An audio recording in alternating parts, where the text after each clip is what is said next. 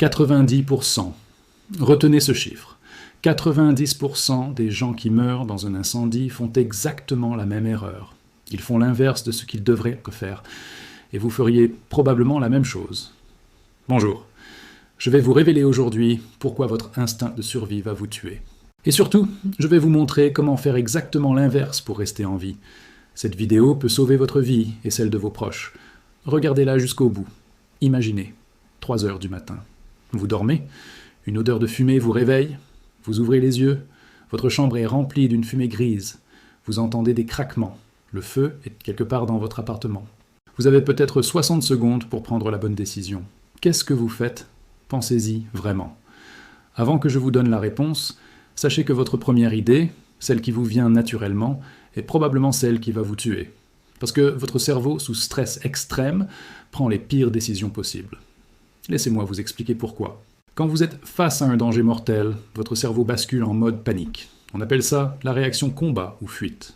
Votre cortex préfrontal, la partie rationnelle de votre cerveau, s'éteint. C'est votre cerveau reptilien qui prend le contrôle. Et ce cerveau primitif ne connaît que 3 réponses. Courir, se battre ou se figer. Le problème? Ces 3 réponses étaient plus parfaites que pour échapper à un lion il y a 100 000 ans. Mais dans un incendie moderne, dans un immeuble, dans une maison, elles sont catastrophiques.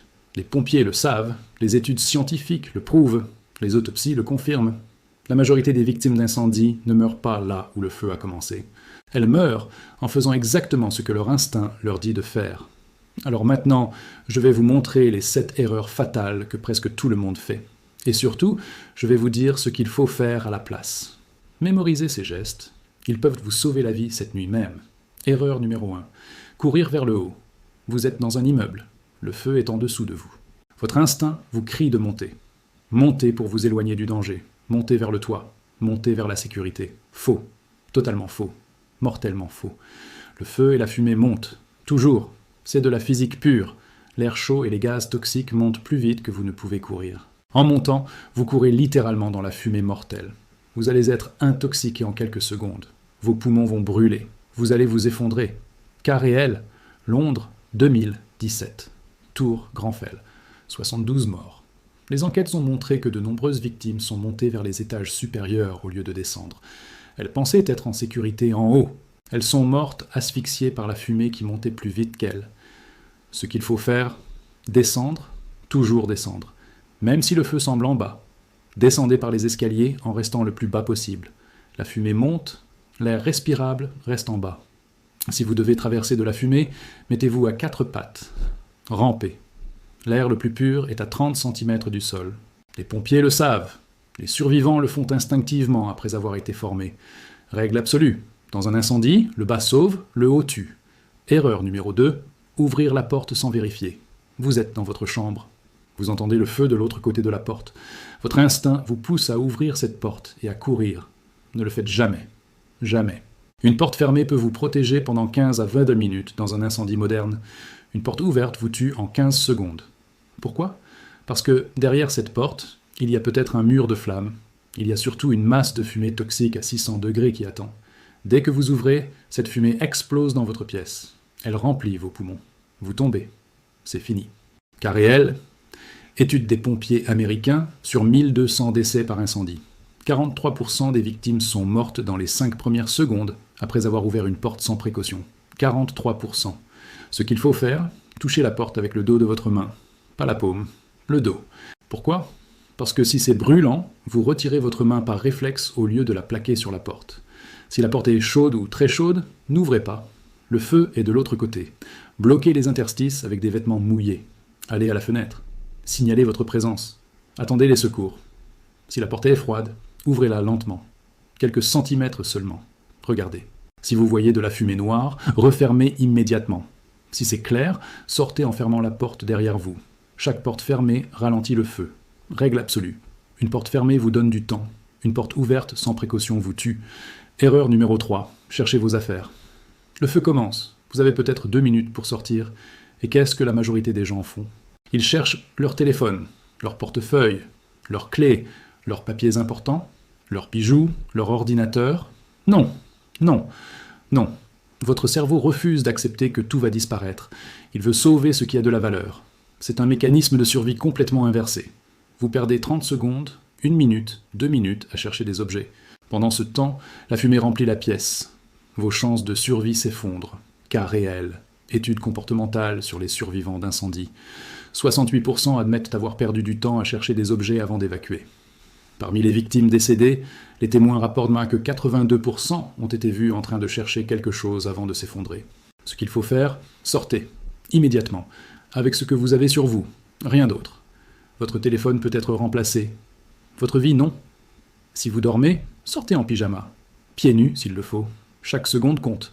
Les objets matériels peuvent être remplacés, rachetés, récupérés. Votre vie ne le peut pas. Les pompiers ont une règle. Si vous devez réfléchir à ce que vous devez prendre, il est déjà trop tard pour le prendre. Règle absolue. Les choses sont remplaçables. Vous ne l'êtes pas. Erreur numéro 4. Se cacher dans la salle de bain. Vous êtes paniqué, la fumée envahit votre appartement. Vous ne trouvez pas la sortie. Votre instinct vous dit de vous enfermer quelque part. La salle de bain semble parfaite. Il y a de l'eau. Vous pouvez fermer la porte. Vous pensez être en sécurité. Vous venez de vous enfermer dans votre cercueil. La salle de bain est un piège mortel. Pourquoi ? Parce qu'il n'y a généralement qu'une seule porte. Pas de fenêtre, ou une toute petite fenêtre impossible à franchir. Pas de seconde sortie. Vous êtes coincé. La fumée passe sous la porte. La chaleur augmente. L'eau du robinet ne suffit pas. Vous êtes pris au piège. Cas réel, Paris, 2019. Incendie d'un immeuble. Une mère et ses 2 enfants se sont réfugiés dans la salle de bain. Les pompiers les ont trouvés morts par asphyxie. Ils étaient à moins de 3 mètres de la sortie de l'appartement qui était encore praticable. Ce qu'il faut faire, ne vous cachez jamais. Jamais. Dans un incendie, la fuite est la seule option. Si vous ne trouvez pas la sortie à cause de la fumée, mettez-vous au sol. Rampez. Suivez le mur avec votre main. Les murs mènent aux portes. Les portes mènent dehors. Si vous êtes vraiment coincé, allez dans une pièce avec une fenêtre. Une vraie fenêtre. Fermez la porte. Bloquez les interstices. Ouvrez la fenêtre. Criez. Signalez votre présence avec un drap, une lampe de téléphone, n'importe quoi. Règle absolue. Une pièce sans fenêtre est une tombe. Cherchez toujours une sortie vers l'extérieur. Erreur numéro 5, respirez normalement. Vous êtes dans la fumée. Vous toussez. Votre réflexe naturel ? Respirez profondément pour essayer d'obtenir plus d'oxygène. Grave erreur. Mortelle. La fumée d'un incendie moderne n'est pas comme la fumée d'un feu de bois. C'est un cocktail de produits chimiques mortels. Cyanure d'hydrogène des meubles en mousse, monoxyde de carbone des plastiques qui brûlent, des centaines de composés toxiques. Une seule grande inspiration peut vous faire perdre connaissance. 2 ou 3, c'est fatal. Le monoxyde de carbone se lie à votre hémoglobine 250 fois plus facilement que l'oxygène. Une fois dans vos poumons, il bloque l'oxygène. Votre cerveau meurt en quelques minutes. Le cyanure bloque la respiration cellulaire. Même effet. Mort rapide. Cas réel. Statistiques des pompiers. 80% des décès dans les incendies sont dus à l'inhalation de fumée, pas aux brûlures. 80%. La plupart des victimes n'ont même pas de brûlures graves. Elles sont mortes en respirant. Ce qu'il faut faire, respirer le moins possible. Si vous devez traverser de la fumée, prenez une grande inspiration d'air pur avant d'entrer. Retenez votre souffle. Avancez rapidement. Si vous devez respirer, faites-le par petites inspirations rapides. Utilisez un tissu mouillé devant votre bouche.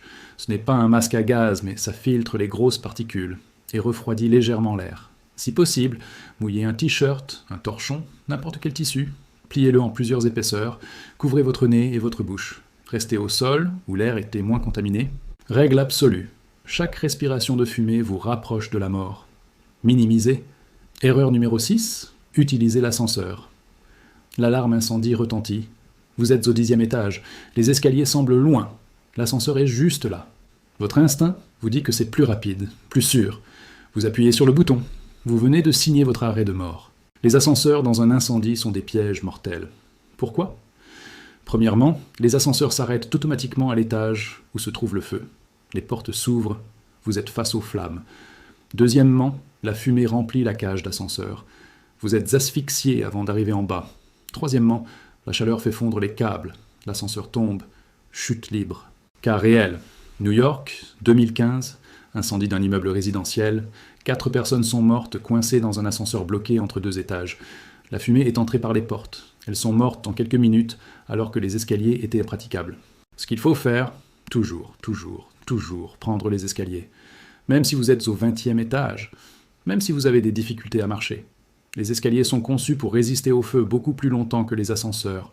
Ils ont des portes coupe-feu Ils sont le chemin de survie. Si vous avez des problèmes de mobilité, descendez les escaliers lentement. Asseyez-vous et descendez marche par marche si nécessaire. Demandez de l'aide aux autres, mais n'utilisez jamais l'ascenseur. Règle absolue. Dans un incendie, les ascenseurs tuent, les escaliers sauvent. Erreur numéro 7, retournez en arrière. Vous êtes sorti, vous êtes dehors, vous êtes en sécurité. Et là, vous réalisez, votre enfant, votre animal, un proche, un objet précieux. Votre instinct parental, votre attachement émotionnel prend le dessus. Vous voulez retourner. Ne le faites pas. C'est la dernière erreur fatale. Retourner dans un bâtiment en feu est la principale cause de décès chez les personnes qui avaient réussi à s'échapper. Pourquoi ? Parce que le feu a évolué. Les conditions ont changé. Le chemin que vous avez pris pour sortir n'existe peut-être plus. La fumée est plus dense, la chaleur plus intense, les structures sont affaiblies. Vous n'avez plus vos repères, et votre cerveau est déjà intoxiqué par le stress et peut-être par la fumée que vous avez inhalée. Votre jugement est altéré, vous pensez savoir où aller. Vous vous trompez, vous vous perdez, vous tombez. Les pompiers vous retrouvent mort à quelques mètres de la sortie. Cas réel. Statistique internationale des services de secours. 37% des victimes retrouvées dans des incendies avaient initialement réussi à sortir. Elles sont retournées chercher quelque chose ou quelqu'un. Elles ne sont jamais ressorties. Ce qu'il faut faire, une fois dehors, restez dehors. Informez immédiatement les pompiers si quelqu'un est encore à l'intérieur. Donnez-leur toutes les informations. Où exactement ? Quel étage ? Quelle pièce ? Laissez les professionnels faire leur travail. Ils ont l'équipement, la formation, l'oxygène, les protections. Si c'est votre enfant, je sais que c'est la chose la plus difficile au monde. Mais les statistiques sont claires. Les pompiers ont beaucoup plus de chances de sauver votre enfant que vous. Vous retournez à l'intérieur, créez 2 victimes au lieu d'une. Peut-être 0 survivant. Règle absolue. Dehors, c'est dehors. Ne retournez jamais en arrière. Maintenant, vous connaissez les 7 erreurs fatales. Mais je vais vous donner quelque chose de plus important. La règle de survie ultime. Celle que tous les pompiers connaissent. Celle que vous devez mémoriser maintenant et enseigner à vos enfants. La règle des 60 secondes. Dans un incendie moderne, vous avez environ 60 secondes entre le moment où vous détectez le feu et le moment où votre appartement devient mortel. 60 secondes, pas plus, parfois moins. Les incendies d'aujourd'hui brûlent 7 fois plus vite qu'il y a 50 ans. Pourquoi ? Les meubles modernes, les synthétiques, les plastiques, tout brûle plus vite et produit des fumées plus toxiques. Dans les années 70, vous aviez 17 minutes pour évacuer. Aujourd'hui, vous avez 3 minutes maximum. Les 60 premières secondes sont critiques. Alors voici ce que vous devez faire dans ces 60 secondes. Seconde, 1 à 10, évaluez. D'où vient le feu ? Où est la fumée ? Où sont les sorties ? Seconde 11 à 20, alertez, criez, réveillez tout le monde. Ne perdez pas de temps à vous habiller ou à chercher quoi que ce soit. Seconde 21 à 30, agissez. Sortez immédiatement par le chemin le plus sûr. Fermez les portes derrière vous. Seconde 31 à 40, évacuez. Escalier, pas ascenseur. En bas, jamais en haut. Au sol s'il y a de la fumée. Si. Seconde 41 à 50, sortez du bâtiment. Ne vous arrêtez pas, ne retournez pas. Seconde 51 à 60, appelez les secours. 18 en France. Donnez l'adresse exacte. Après 60 secondes, vos chances de survie commencent à diminuer rapidement. Après 3 minutes, elles sont proches de 0 si vous êtes encore à l'intérieur. Mémorisez cette séquence. Évaluer, alerter, agir, évacuer, sortir, appeler. 6 étapes. 60 secondes. Votre plan de survie. Et maintenant, la dernière chose, la plus importante. Installez des détecteurs de fumée, un dans chaque chambre, un dans le couloir, un près de la cuisine. Testez-les chaque mois. Changez les piles chaque année. Un détecteur de fumée vous donne les 60 secondes dont vous avez besoin. Il vous réveille avant que la fumée ne vous tue. Statistique finale, 95% des décès par incendie surviennent dans des bâtiments sans détecteur de fumée fonctionnel. 95%. Un détecteur à 15 € peut vous sauver la vie. Voilà. Vous savez maintenant ce que 90% des gens font de travers. Vous savez ce qu'il faut faire à la place. Vous avez la règle des 60 secondes. Vous avez les 7 erreurs à éviter. Votre instinct va vous pousser à monter, à ouvrir les portes sans vérifier, à chercher vos affaires, à vous cacher, à respirer profondément, à prendre l'ascenseur, à retourner en arrière, résister. Faites l'inverse, descendez, vérifiez avant d'ouvrir, ne prenez rien, sortez. Respirez le moins possible, prenez les escaliers, restez dehors, faites l'inverse de votre instinct et vous vivrez. Suivez votre instinct et vous ferez partie des 90% Cette vidéo peut sauver des vies. Partagez-la avec votre famille, vos amis, vos collègues, vos voisins, surtout les personnes âgées et les jeunes parents. Ce sont eux qui ont le plus besoin de cette information. Si cette vidéo vous a appris quelque chose d'essentiel, laissez un pouce bleu. Abonnez-vous pour plus de vérités qui peuvent vous sauver la vie. Activez la cloche et dites-moi dans les commentaires, avez-vous des détecteurs de fumée chez vous? Allez-vous en installer maintenant? Partagez vos réflexions. Rappelez-vous, dans un incendie, votre instinct vous tue. La connaissance vous sauve. Vous avez maintenant cette connaissance. Utilisez-la. Restez en sécurité.